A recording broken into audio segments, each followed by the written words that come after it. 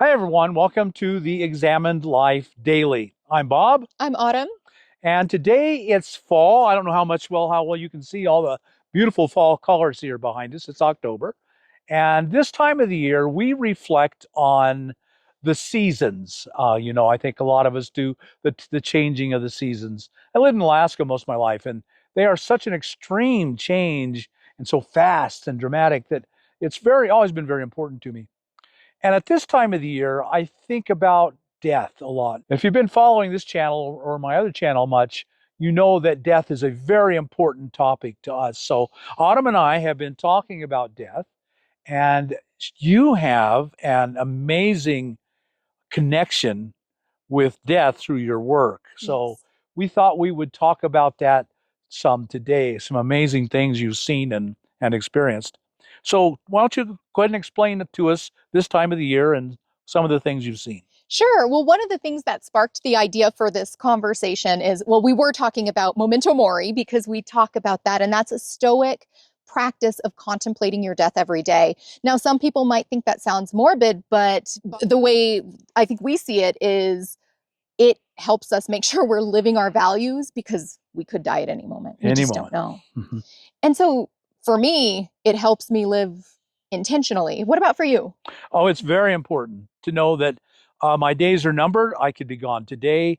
And so live prepared. Live prepared if this were my last day.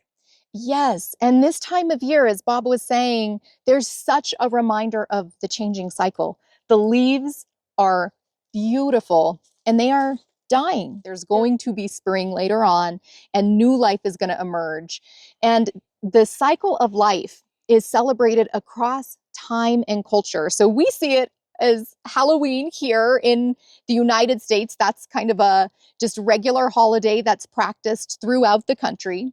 However, across time and culture, there's a lot of traditions that really honor and celebrate death. There's Dia de los Muertos, which is practiced a lot across the world, really, and especially in Latin American countries. And that's where you set up altars right around the end of October, early November. You set up altars of people who have passed, and you have all their favorite things on these altars. You might make their favorite foods.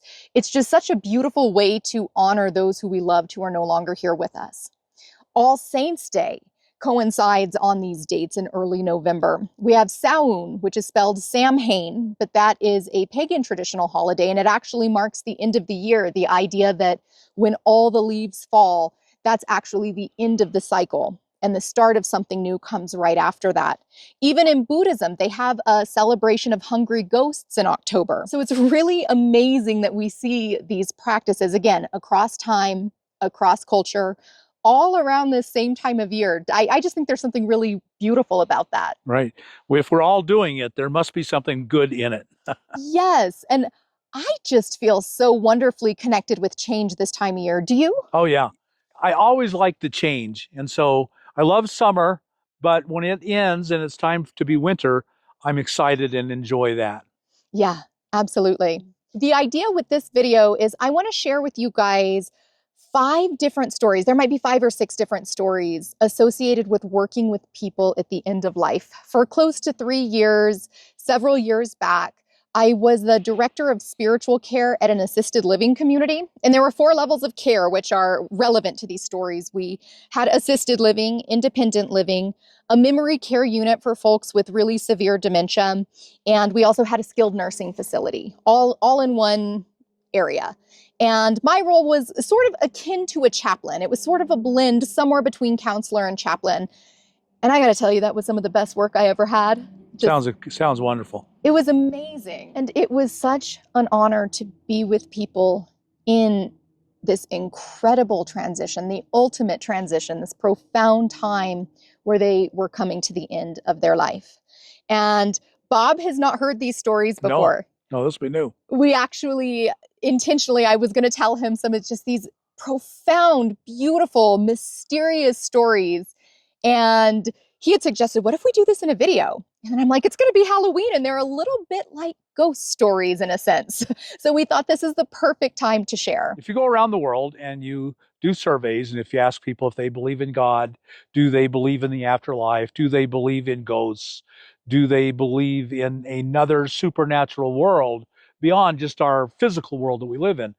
The vast majority, like 95%, will say yes.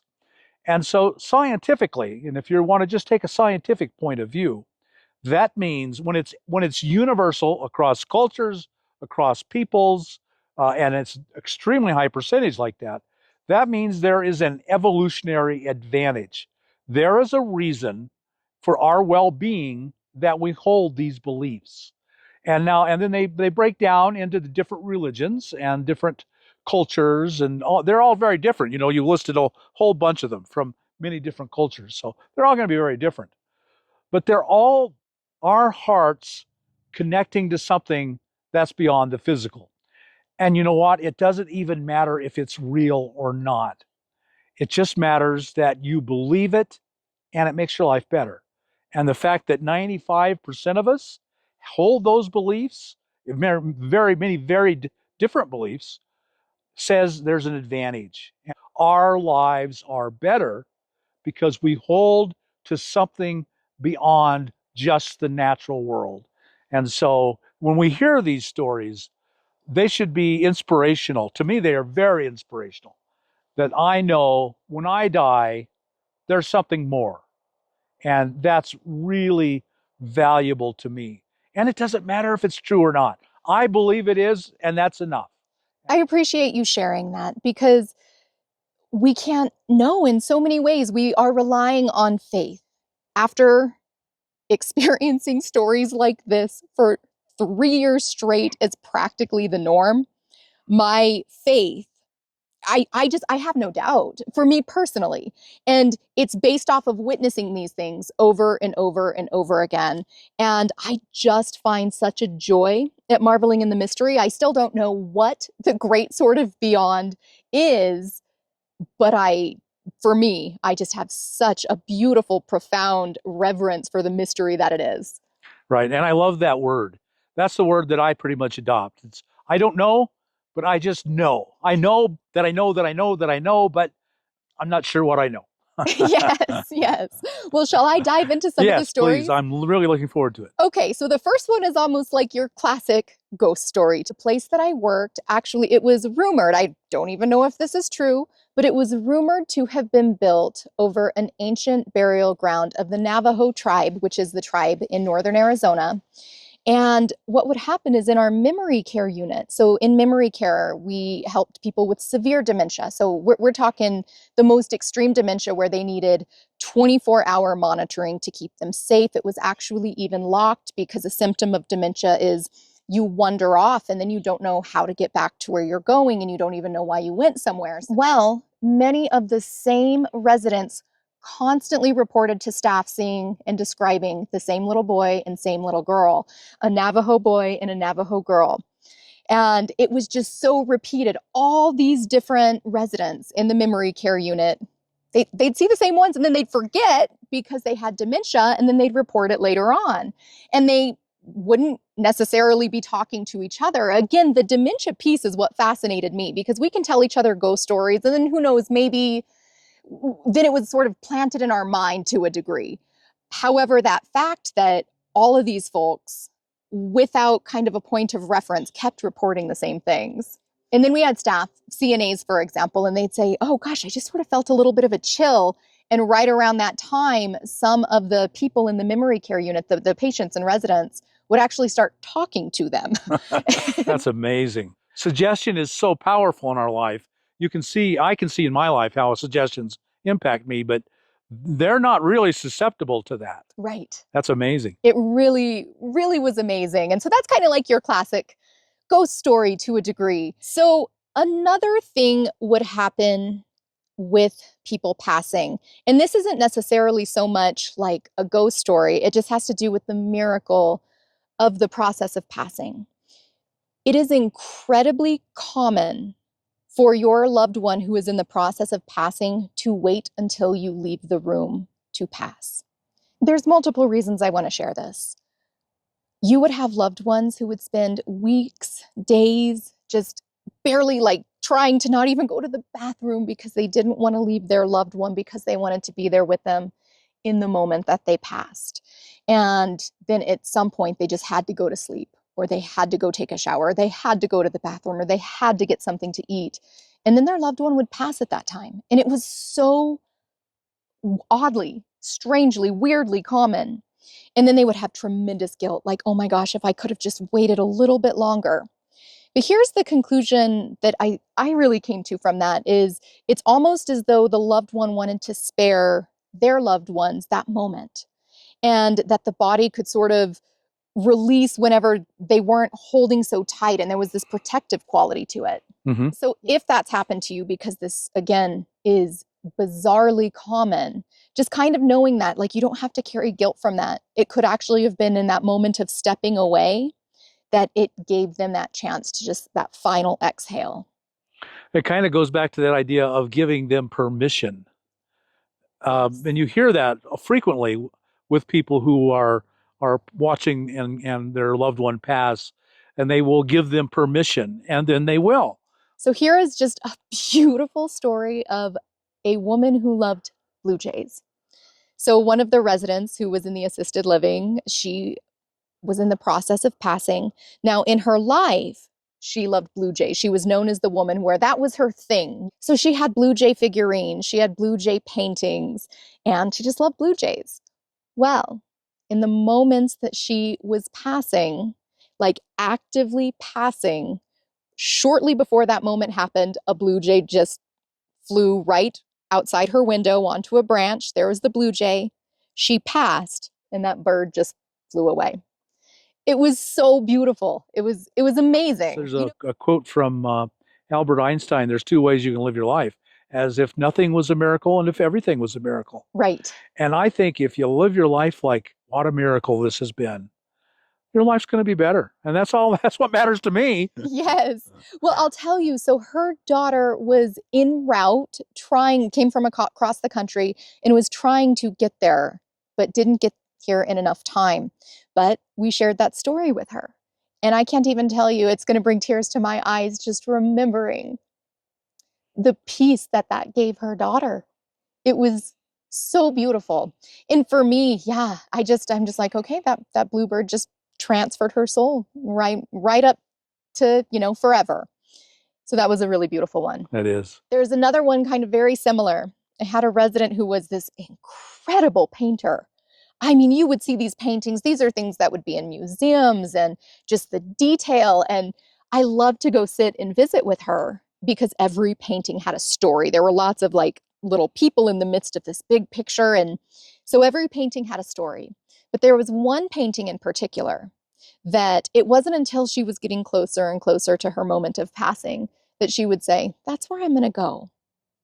And she told the story about how basically this was the next life or the afterlife, or it was where she knew she was going. And sitting there with her, because that was part of my job, to the extent that I could. Of course, family was always the first preference, was to be able to sit with people in that moment. And then we would have our nurses, hospice nurses, CNAs, and then me as the director of spiritual care, whoever sort of, we'd take turns and trade and just give company and presence and prayer to the residents.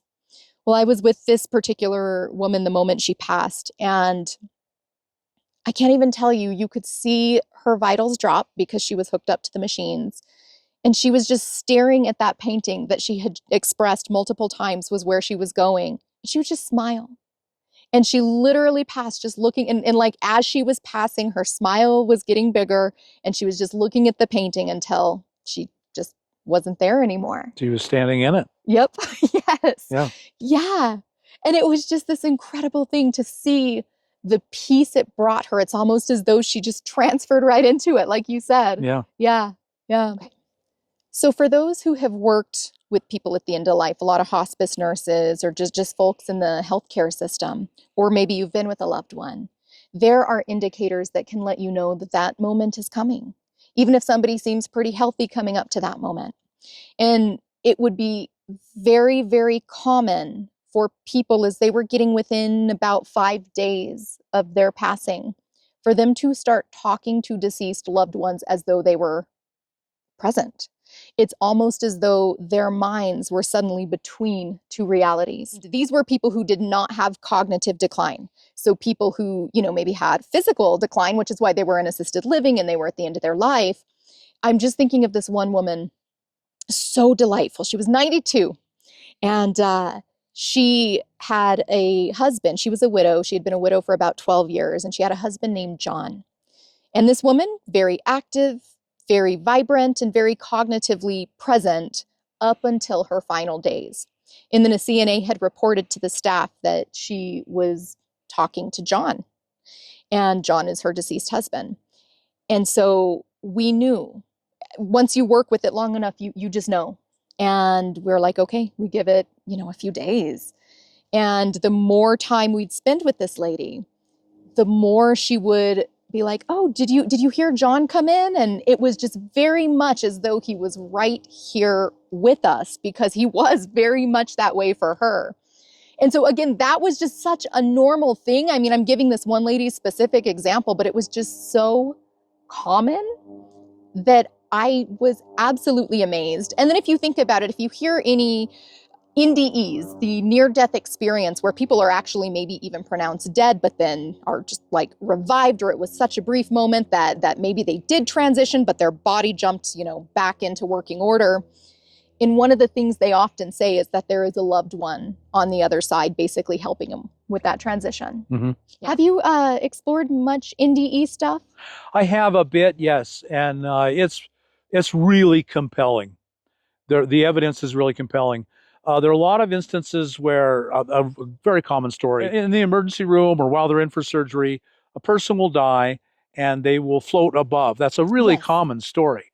And then the person that will just float above for a while and they'll watch, and they will then later on they'll be revived, and they can. So it's a near-death experience. They didn't. Well, they may actually die, but they came back, and they will say what was talked about. And I read one story of a woman who just kept going up and came to the top of the building and saw people there and heard their conversation, and then went back to her body because they brought her back to life, and then said, well, I was on the roof and I saw this person and this person, and this is what they were talking about. And they went to that person, those two people, and said, yeah, that's exactly where we were, when we were there, and what we were talking about. Yeah. And so there are many stories. Yes. NDEs are a pretty compelling evidence that life doesn't end at death. Absolutely. Yeah. My next story is about a lady who had an NDE when she was 6. Wow. And by the way, I just want to say, yes, I have been fascinated with this. And so I've listened to so many stories. There are beautiful channels on YouTube completely devoted to these stories. And there's just these fascinating themes that you hear all across these different people. And yes, that being one, that almost that sense of rising up, sort of floating out of the body, being able to see it really is incredible. Mm-hmm. And it's repeated over and over again. Over and over again. And with proof, that's very compelling. Yes, absolutely. There's books out there where there's effort to bring scientific measures to all of these accounts, just to try to blend this sense of how can we keep an open mind to the wonder and the awe and the mystery and still bring our best scientific thinking to it.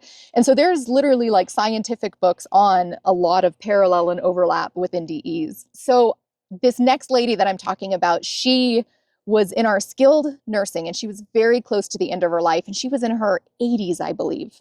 And now usually I would get called in, like staff would basically send me a request to work with people. And it was typically people who were either requested to talk to somebody who had sort of a counseling chaplain kind of background, or if people were really particularly suffering, if they appeared depressed, if they appeared extremely angry, that's how I would get the referral.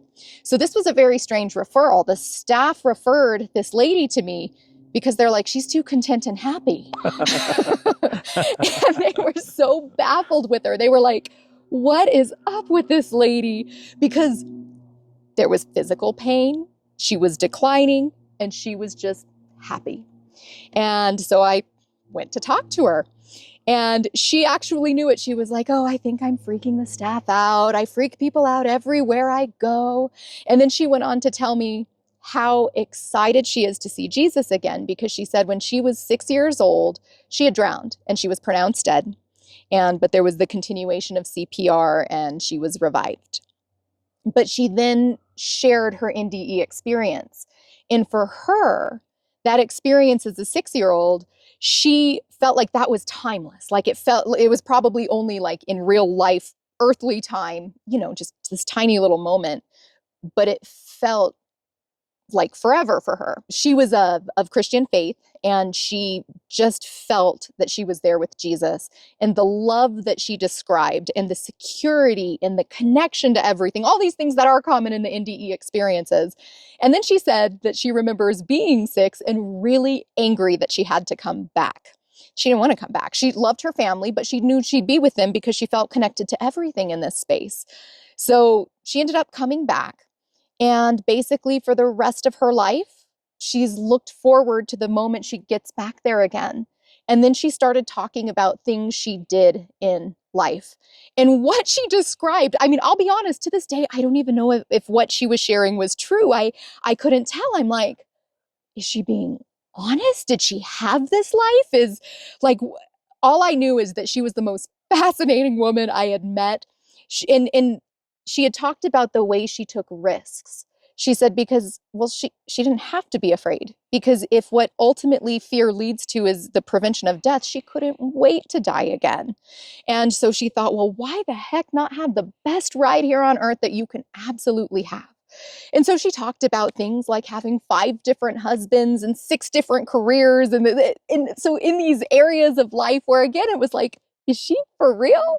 And I didn't know, but I just loved her story regardless, because she talked about how in her mid-60s, she started this radically different career because she didn't care if everything fell apart and failed. And she wasn't attached to so much of the status and to so many things. And so many times throughout what she shared with me, she would say, I can't even imagine how I would have lived if I hadn't died. And she had so much peace. Even her pain, it's like she lived sort of detached. She almost lived between the reality that she visited and the reality here on earth. And I'd asked her about fear, I'd say, well, what about fear? And she's like, oh, my survival body would have experience of it. She's like, just like my body's having pain. She's like, but it just doesn't matter. That encompasses everything I've been trying to communicate about the importance of embracing and knowing death. Because if you have done that, honestly, genuinely done that, the fear of death is gone, and that with it goes the fear of living. Yes. And that's what hurts most of us. Yeah. The fear of death causes a fear of living because we're afraid of death. Yeah. But she had no fear of living. Yeah. There was right. nothing in living her best, fullest life that could make her death worse or harder, because it was nothing. And she couldn't wait. Yeah. And just because she had such strong faith, and I know I already shared it, but my favorite thing that she would just repeatedly say is, I can't imagine what my life would have been like if I hadn't died. Yeah. And the Stoics. This is the whole premise of Stoicism, one of the premises of Stoicism. And she encompassed it and lived it. Lived it with glee. Whatever your beliefs and background is, if you haven't attained the point where death is joy, then there's more to attain. There's more to pursue. I think that's the ultimate purpose, to see death as joy. Yeah.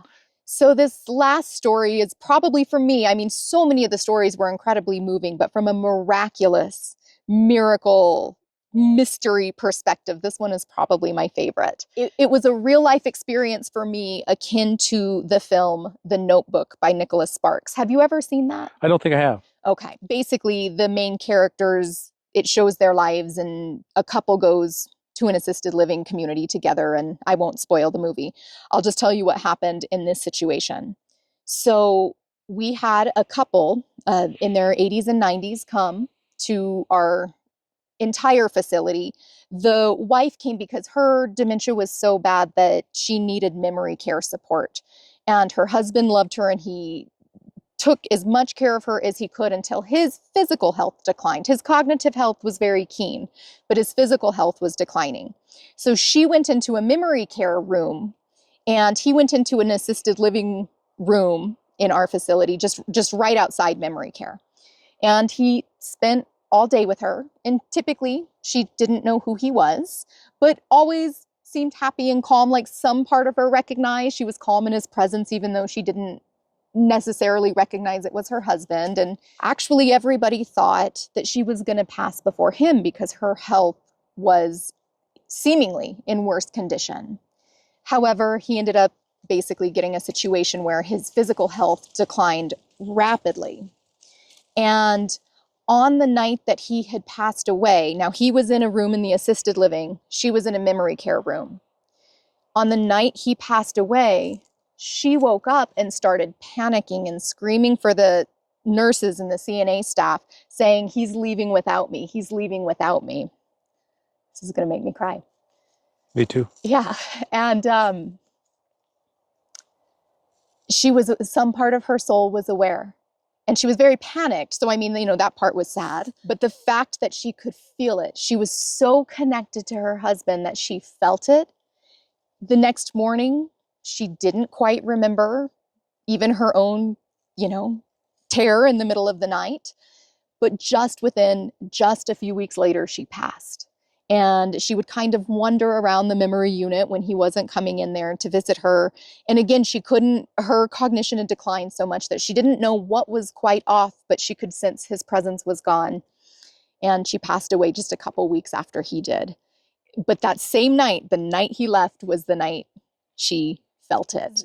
Things like that were so common working in end of life that it was this like, wow, yes, let's smile and have mystery. But it's like, yeah, that's what happens. I'm makes me think of Carl Jung, and his he put a lot of stock in synchronicity. Yes. And you can look at those things and you can just pure luck, nothing else, just pure luck. Or you can see it as a love that fills the universe. Yeah. And I can determine my life to get in touch with that love because it's there and ready and available to me at any time. And that's not just luck and chance and coincidence.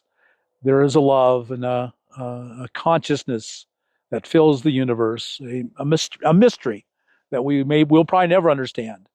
But if we will open to it and embrace it, our lives will be so much better. So much better. So much better. And we're all going there eventually. So, yep. And so we're going to find out. We're going to find out. Absolutely. And the more peace we can make for it prior to the end, the better we experience the transition, as well as we leave our loved ones with more peace. Yeah. And, and so I think what I will share in closing, so those were I think 6 stories or so, just kind of honoring the mystery and the magic of life and death. I will say what I really noticed is how we live is how we die. So a lot of times families would hope that their very angry, maybe super frightened parent who was in the process of passing would suddenly change at the end of life. And that was, I actually never saw that. It was more how we moved toward death was how we died. And so for the people who were incredibly joyful and accepting and had strong faith, they died that way. Even if they had a harder death in the process, they still died in a different way. And it just made me, actually, Bob, you say something about how you live for your death. I do. I decided long ago that I wanted to live so that I died my best possible death. And I didn't consciously, I've never consciously thought before of what you just said, but that you die the way you live. Yes. And so I want to live today the way I want to die. I want to live loving, caring, compassionate, uh, and receiving all of the love and the mystery that exists in the universe into my heart and my life, and then being a channel and letting it out. That's how I want to live my life. That's how I want to live my death. Yes. So when I'm on my deathbed, I hope I have the cognitive ability, and I may or may not, who knows, that I will be more concerned about the people around me and their feelings than I am about mine. Yeah. That's my goal. Yeah. I have no doubt that that is going to be your experience. And yeah, we leave behind legacy, and the moment of death is a really powerful one. The sooner we can embrace the ultimate and make peace with it, a true, genuine peace, the better we are going to leave our loved ones. Because what you just shared, Bob, I mean, shoot, I know I'm going to miss the heck out of you if you go before me, but I also am going to have peace because I know what it means to you. You know, I know your acceptance. I know your faith. And so stick around, please. I'm planning to. Yeah, stick around. I think the main thing I wish for you to take away from this is that you really do have the choice. You can see everything in life as a miracle and sacred, or you can say, no, none of it's any. It's just life and death. I die and it's gone. And I think we will be better off if we see it as a miracle and sacred. But I think our lives are infinitely better if we act under the assumption that life is a miracle and there is love and joy around us, and all I have to do is open myself up to it and be a channel of it. And that's what I hope for you. Well, Autumn, I just want to thank you because you hear these things, you read about them on books and TV shows, and to know someone who has experienced themselves is extremely powerful for me. Just to know you were there and you saw that, and so thank you for sharing that. Well, absolutely. And I want to thank the people who went through it because truly it was the honor of my life. Like, I miss that work tremendously. I love what I do now. And I want to bring some kind of presence back to that work in my life in some capacity because there's something just so special about it. Yeah. Yeah. All right, folks, we hope you got something out of this video. If nothing else, awe and wonder. And I'd be willing to bet that many, many of you guys have just incredible, beautiful, mysterious, miraculous stories yourself, moments where you felt visited by people you loved or something along those lines. So let's share about it. Let's celebrate the mystery together. So hit that thumbs up button, comment below, and subscribe to the channel, and we will see you guys next time. Bye-bye. Bye.